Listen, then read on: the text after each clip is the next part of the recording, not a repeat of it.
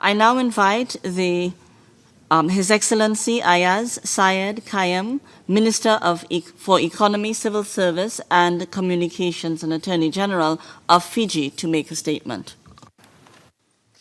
Thank you, Madam Speaker, Excellencies, ladies and gentlemen. It gives me great pleasure to address this forum, and I wish to convey my gratitude to you, Madam President, for convening this meeting.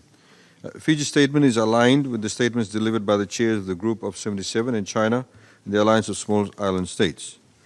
The global commitment to achieving sustainable development goals and the continuing battle against climate change are severe challenges for small states like Fiji and many others.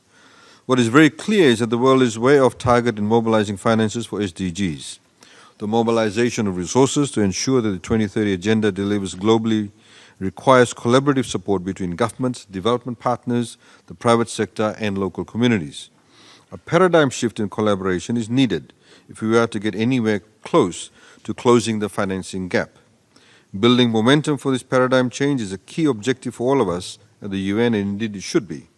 We will need to offer practical solutions by the time world leaders meet for the FFD summit in September of this year. Some years ago, UN member states walked from the General Assembly with an overwhelming endorsement of the 2030 Agenda for Sustainable Development, the 17 Sustainable Development Goals that would safeguard our planet. We know now that if we do not tackle climate change, we will lose most of the progress too on SDGs as well. We join ministers and excellencies in calling on all developed countries to honor commitments that were forged to enhance global partnerships for the implementation of SDGs. For many small developing states like Fiji, maintaining momentum across all SDGs is a challenge. Our limited economies of scale strain our ability to attract private finance. Limits to grant and concessional financing of SDGs create enormous challenges. We must act to ensure that there is a paradigm shift in the development arena that enables easier and faster access to grant and concessional development finance on a vastly increased scale.